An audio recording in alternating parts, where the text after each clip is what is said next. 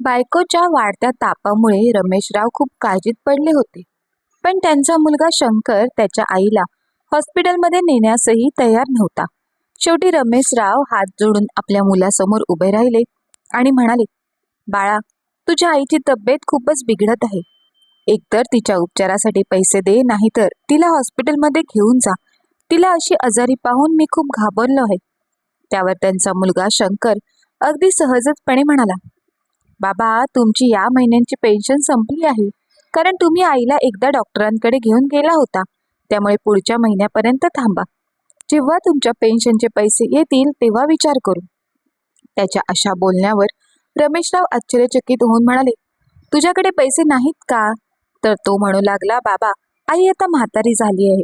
माझ्या आईवर उपचार करून घेण्याऐवजी मी तिच्या अंत्यसंस्कारासाठी पैसे जोडेन.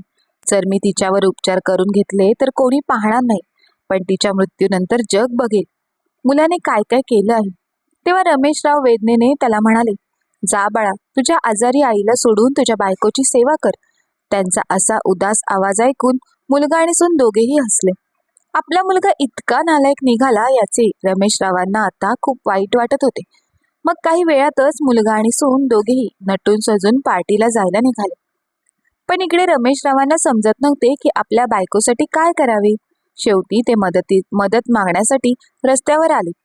ते रडत रडत जवळून जाणाऱ्या प्रत्येक गाडीतील व्यक्तीकडून लिफ्ट मागत होते. तेवढ्यात त्यांच्या समोर एक कार थांबली. तेव्हा ते त्या ड्रायव्हरला म्हणू लागले, बाळा, माझ्या बायकोला लवकर हॉस्पिटलमध्ये घेऊन चल. त्यावर ड्रायव्हर म्हणाला, साहेब, ही गाडी माझी नाही, दुसऱ्याची आहे. ज्यांची गाडी आहे त्या मॅडमला मी ऑफिसमधून घरी आणायला जात आहे. मला पोचायला उशीर झाला तर मॅडम रागवतील. तेवढ्यात त्यांचा फोन वाजला. तो म्हणू लागला, हे बघा, माझ्या मॅडमचा फोन आहे. असं बोलून तो फोन उचलून कानाला लावणार तेवढ्यात रमेशरावांनी त्याच्या हातून फोन हिसकावून घेतला आणि विनवणी करू लागले, मुली, माझं ऐक. माझी बायको खूप आजारी आहे. मला तिला दवाखान्यात न्यायची आहे. कृपया तुमच्या ड्रायव्हरला सांगा की मला हॉस्पिटलमध्ये घेऊन चल. पलीकडून गोड आवाज ऐकू आला, काका, माझ्या ड्रायव्हरला फोन द्या. मग तिने ड्रायव्हरला काहीतरी समजावून सांगितले.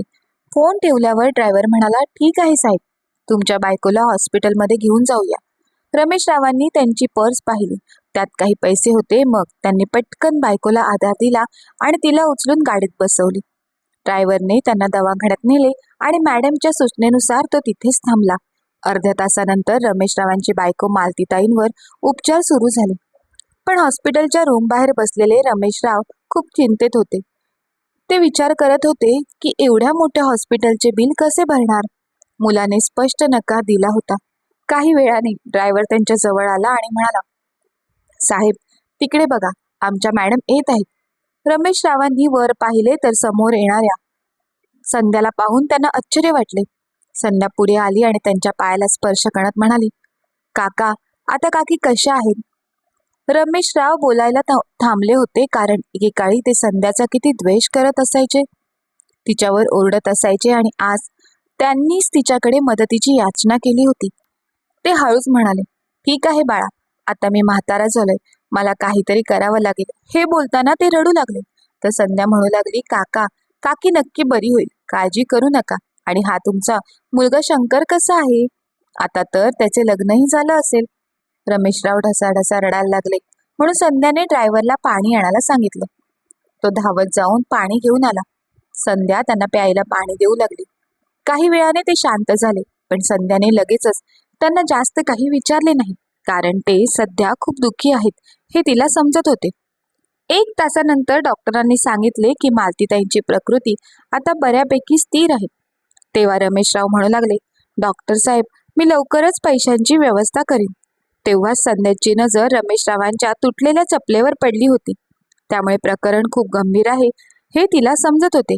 तिने रमेशरावांचा तळहात धरला आणि म्हणाली, काका, तुम्ही अजूनही मला तुमची म्हणून स्वीकारत नाहीत का?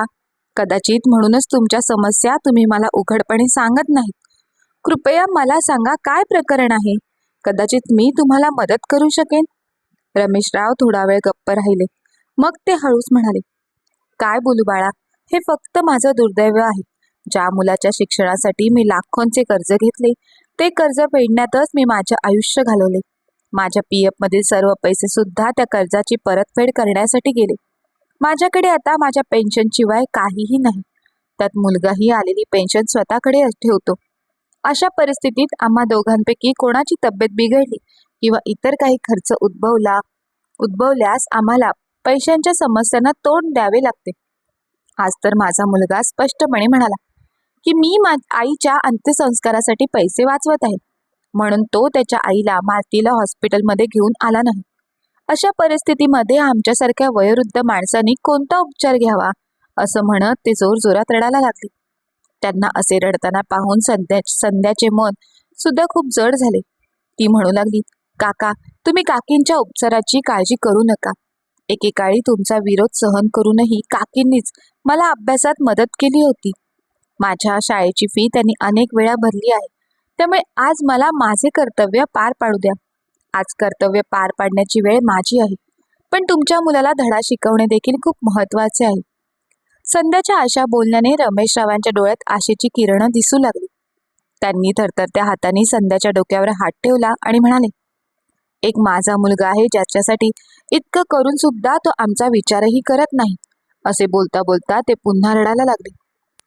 थोडा वेळ रडून झाल्यानंतर मन हलकं झाल्यावर ते पुन्हा म्हणू लागले, आणि एक तू आहेस जिच्यासाठी आम्ही खूप काही केले नाही तरीही तुला आमची काळजी घ्यायची आहे. तुला आमचे कर्तव्य पार पाडायचं आहे. धन्य ते माता बित्ता ज्यांची तू मुलगी आहेस. अनोळखी लोकांसाठी इतकं करत असशील तर तुझ्या आई वडिलांसाठी किती करत असशील.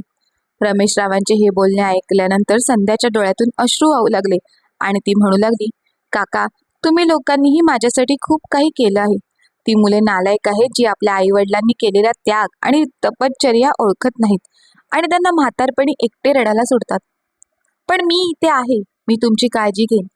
मग संध्याने आपल्या नवऱ्याला सुनीलला फोन करून हॉस्पिटलमध्ये बोलावलं. रमेशराव पुन्हा एकदा संध्याच्या नवऱ्याला पाहून आश्चर्यचकित झाले, कारण तिचा नवरा पोलिसाच्या गणवेशात होता. तो हॉस्पिटलमध्ये पोहोचताच संध्या हसतच म्हणाली, काका, हा माझा नवरा सुनील आहे. ह्याच्या मदतीने आम्ही तुमच्या मुलाला आणि सुनेला योग्य मार्गावर आणू. आता रमेशरावांच्या चेहऱ्यावर आनंदाच्या खुणा दिसत होत्या. त्याच रात्री रमेशराव संध्या आणि इन्स्पेक्टर सुनील सोबत त्यांच्या घरी पोहोचले. रमेशरावांना पोलिसांसोबत पाहताच त्यांचा मुलगा शंकर त्याच्या चेहऱ्यावरचे रंगच उडाले आणि त्याची बायको रमेशरावांची सूनही खूप घाबरलेली दिसत होती आणि ती आपल्या नवऱ्याच्या मागे उभी राहिली होती. तेव्हा इन्स्पेक्टर सुनील म्हणाले की तुम्ही लोकांनी तुमच्या वृद्ध आई वडिलांची काळजी घेतली नाही तर तुमच्यावर कारवाई केली जाईल. वृद्धांना अशा प्रकारे त्रास देणे योग्य नाही. मग संध्या म्हणाली की तुम्ही लोक असे समजू नका की तुमचे आई बाबा एकटे आहेत. असा विचारही करू नका, कारण ही मुलगी त्यांची काळजी घेण्यासाठी त्यांच्या सोबत आहे. त्यावर शंकर आश्चर्यचकित झाला आणि म्हणाला, तुम्ही कोण आहात आणि तू त्यांची मुलगी कशी काय होऊ शकतेस?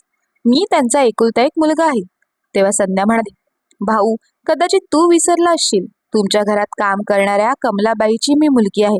त्यावेळीही तू माझ्याकडे तिरस्काराने पाहिलेलंस आणि आजही तू मला ओळखू शकला नाहीस. पण त्याने मला काहीच फरक पडत नाही. पण काका आणि काकू आता एकटे नाहीत. मी दर आठवड्याला त्यांना भेटायला येईन आणि तुम्ही त्यांची चांगली काळजी घेत आहात की नाही याची खात्री करून घेईन.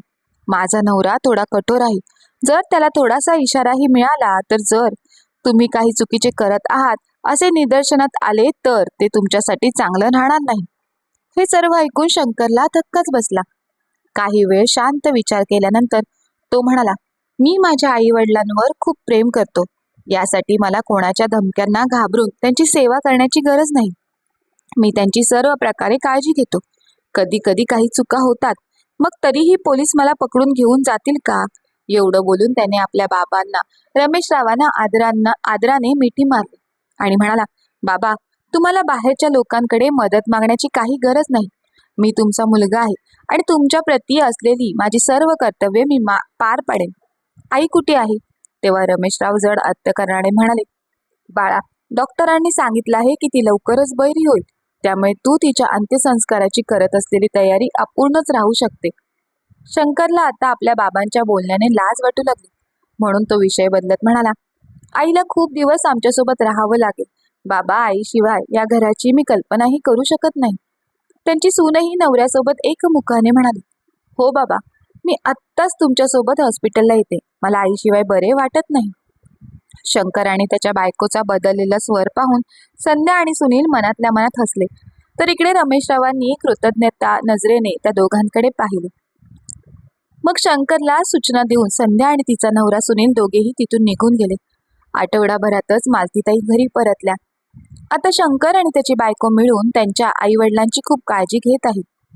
कारण त्यांना भीती होती की जर त्यांनी त्यांची काळजी घेतली नाही तर इन्स्पेक्टर सुनील येऊन त्यांना अटक करेल.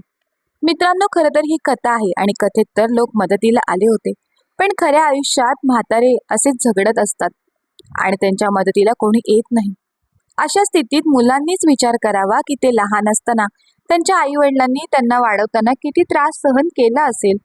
मग म्हातारपणी आई वडिलांचा सांभाळ करण्याची जबाबदारी आता त्यांची नाही का? मित्र आणि मैत्रिणींनो, म्हातारपणी आपल्या आई वडिलांची सेवा आपणच करायला हवी. याविषयी आपले काय मत आहे ते कमेंट बॉक्समध्ये कमेंट करून नक्की कळवा. आणि तुम्हाला जर काही कथा आवडली असेल तर कथेला लाईक करा, शेअर करा, जेणेकरून वृद्ध व्यक्तींना म्हातारपणात वाईट अनुभव येण्यापासून वाचता येईल. अशाच नवनवीन कथा ऐकण्यासाठी तुम्ही अजूनही आपल्या चॅनलला सबस्क्राईब केलं नसेल तर मात्र सबस्क्राईब करायला विसरू नका. धन्यवाद.